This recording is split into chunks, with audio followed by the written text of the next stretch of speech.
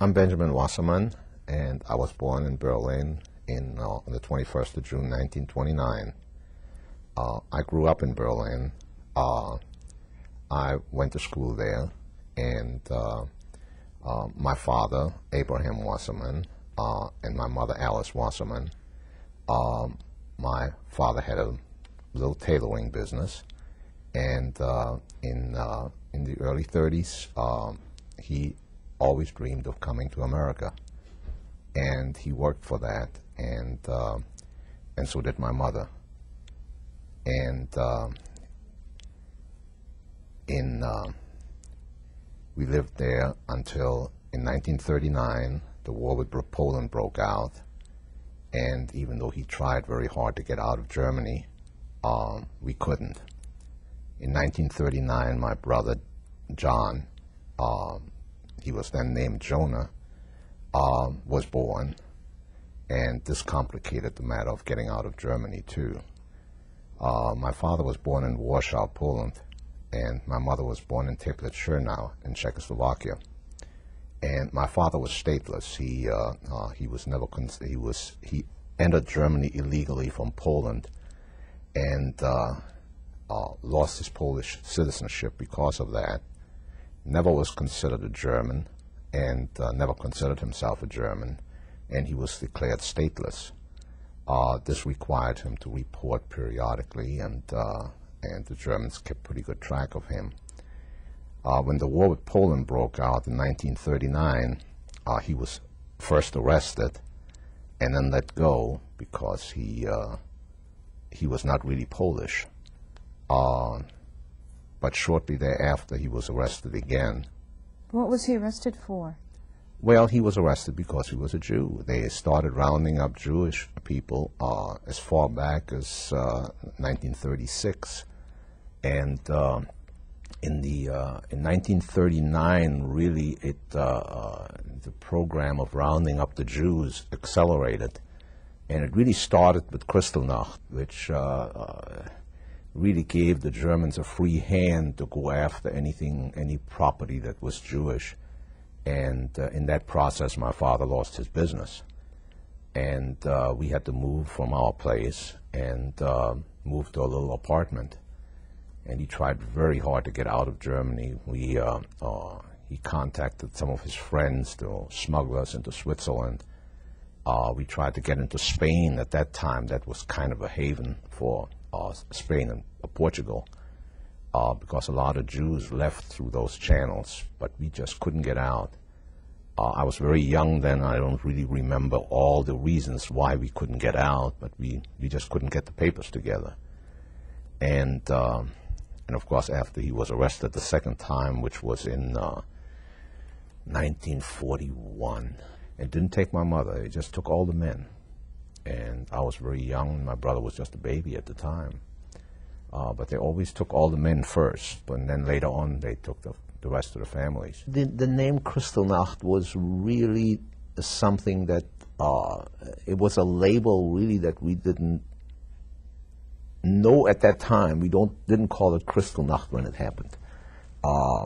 What happened was just all of a sudden, I mean, people would storm into the businesses and the apartments and just take things and throw things out the door, and it was just, I remember it was just absolute chaos. I remember we had a Jewish bakery down the street, and I remember they broke all the glass in the front, and they just threw all the cakes out in the street, and it was just total chaos. And the police and the Schupos, as they call them, they just stood around and just laughed. And it was just, they just had a grand old time. It was no secret that that the Germans wanted the Jews out of the way. I mean, that was we knew that ever since I was a little child, that I was not wanted there. All German kids were making fun at the Jews as far back as I can remember. I remember when I was a little kid, I got beaten up because I was a Jew. This was a well-known fact in Germany that we were just not wanted there, and so it was I was very, very conscious of that ever since I was very small. They knew that they knew who was a Jew, and it was no secret. They found out, and you just didn't play. A German kid just didn't play with a Jewish kid. It was just not done. The Jews kept pretty well to themselves for as long as I can remember. And Jews were being discriminated long before then in Germany. Even though in World War I the Jews fought for Germany. There were Jews in the German army in World War I. But even under the Kaiser, Jews were not really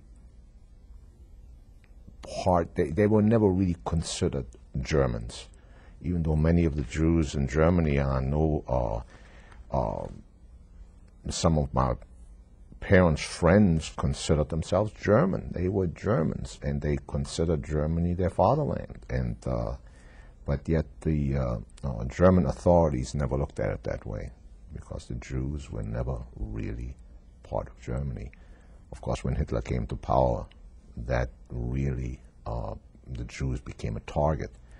And a lot of it was the political situation was such that Germany was down and out after World War II, after World War I want to say, and the Jews had the wealth, according to the German propaganda machine, and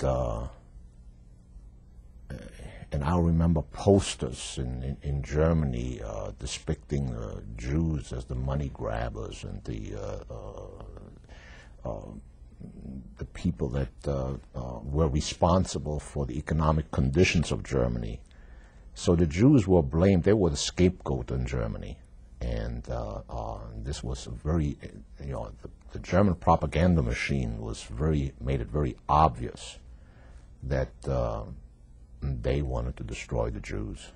It was a distorted picture, but it provided a scapegoat for the German government, and of course it wasn't. The whole program to exterminate the Jews was a government-sponsored program. It was government-sponsored genocide. There was nothing in the government that spoke for the Jews or defended the Jews. Discrimination that was going on against the Jews was very prevalent in Poland too, and in Russia. My father's background was such that his grandparents fled Russia to Poland because they were discriminated against, and my father was of draft age in World War I and refused to fight for Poland because he felt that Poland didn't want him because he was a Jew. So discrimination was was not just in Germany. It was all over Europe. And he fled to Germany, and hoping that it would be better in Germany, and consequently it wasn't. But there was no government protection for any Jew. There was no such thing. And my grandfather, we used to visit them quite frequently when I was a child. They lived in Dresden. And when my mother found out that sooner or later they're going to arrest us, we moved around a lot so they wouldn't find us. And I was 12 years old. My brother was 2. And and my mother put us on a train and said, "Go to Dresden and see Opa. He'll help you." And he turned us away. Your grandfather turned you away? Yeah, he said he couldn't hide us because he would be arrested, and he couldn't take that chance. And I never spoke to him since, never saw him since. He was non-Jewish. He was the Aryan side of the family. And I told you my mother was, her mother was Jewish and her father was non-Jewish. And we were hoping that he would save us, but he didn't. So I went back to Berlin after that. We were still trying desperately to get out of Germany. And I met this fellow. His name was Wolfgang, and he smuggled people into Switzerland. And he told me if I got him 5 or 6 families to get out, he would get me and my mother out. And I got 2 people for him, and then he was gone. And we never got out of Germany. Then my mother was arrested, and I turned myself in. Were you with her when she got arrested? Yes, I went to her. I remember she was down in this building, which was like a police station, and I went there and I said, "My mother is here," and they took me to her.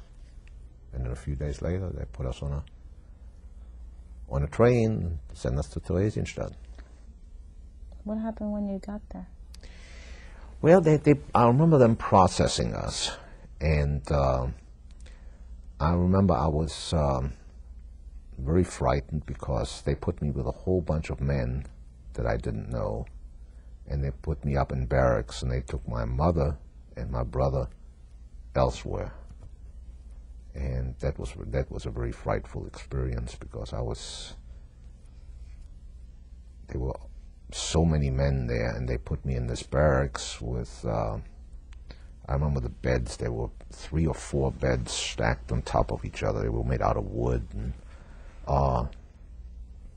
and that was a frightful experience because I had never slept with other men before, and that was a very frightening experience, and I remember that. How long were you in there? I was in there for quite a while. Then they put me into a building with other children. And I remember we slept, oh gosh, there must have been a dozen kids in a room because I remember the beds were real close together.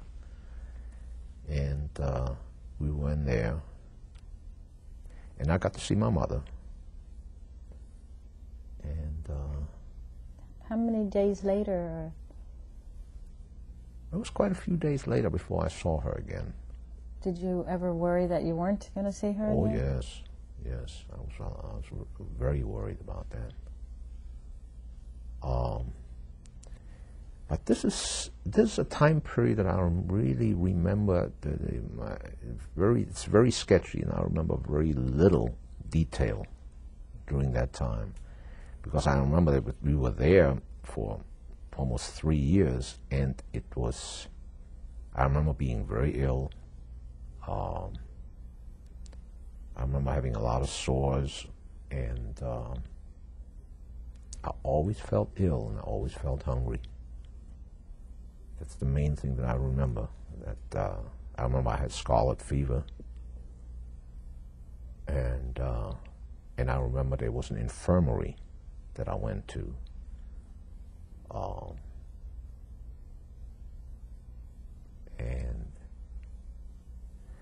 And I remember they used to get all the children together, and they used to teach us, and we would learn to read and write, and they always had somebody there teaching, always somebody reading to us.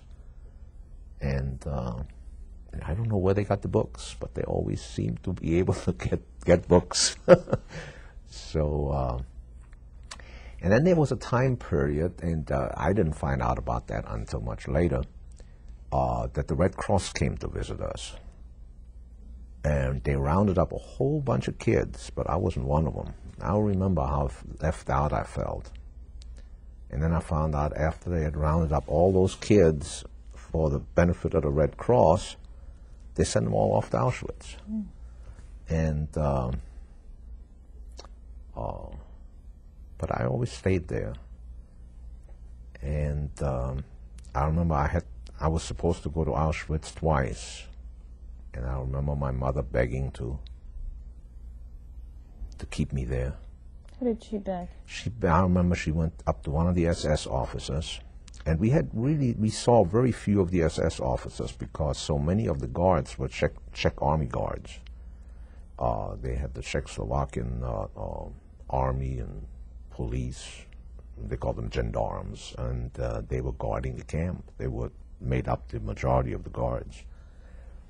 And they, I remember she went up to one of the SS officers, and she told him that she was half Aryan and that she wanted to keep me. And I remember he came over and he grabbed me by the shirt and he pulled me off the train, and I stayed. And I'm sure that saved my life. Who were your liberators? The Russians. Do you recall that day? Oh, yes, very much. Oh, it was total chaos. It was, I remember prior to the liberation, we already knew something was up because a whole lot of trains got pulled into Theresienstadt, and these were trains filled with most dead and many of them alive from the other concentration camps. And they just pulled them into Theresienstadt and just left them. And a lot of the Germans were on that train, and they just hightailed it out, and they were leaving. And we could tell, I mean, they were packing up and leaving. And so we knew that the end was near. And then the Russians moved in, and there was a lot of shooting going on. And when they came in, I still remember my little brother was terribly ill, and there was an awful lot of illness in the camp because they quarantined the camp almost immediately, and it was typhoid fever that was just rampant at that time, and a lot of people died. And about 3 months later, the Russians got things pretty well under control, and they treated us very well. They treated us very well. They processed us, and the UNRWA came in. The United Nations Relief Rehabilitations came in, and they asked us whether we wanted to go to the American zone. And they picked us up, and I remember on the way from Theresienstadt to Deggendorf, all the roads were torn up from the tanks, and 3 of the trucks overturned and killed several people. And my mother was on one of the trucks. I was on one of the trucks that overturned. My mother was in the hospital for quite a few days, had a lot of stitches taken. And then we arrived in Deggendorf, and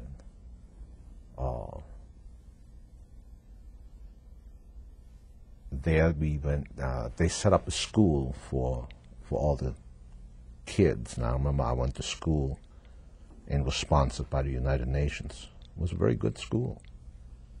In fact, I have a degree. It says Deggendorf High School. Do you think that the Holocaust could happen again? It is happening right now in Bosnia. Now it's called ethnic cleansing. It's just another name for the same thing. Any time that there's a government-sponsored genocide, it is a Holocaust. And I think as a society, I think we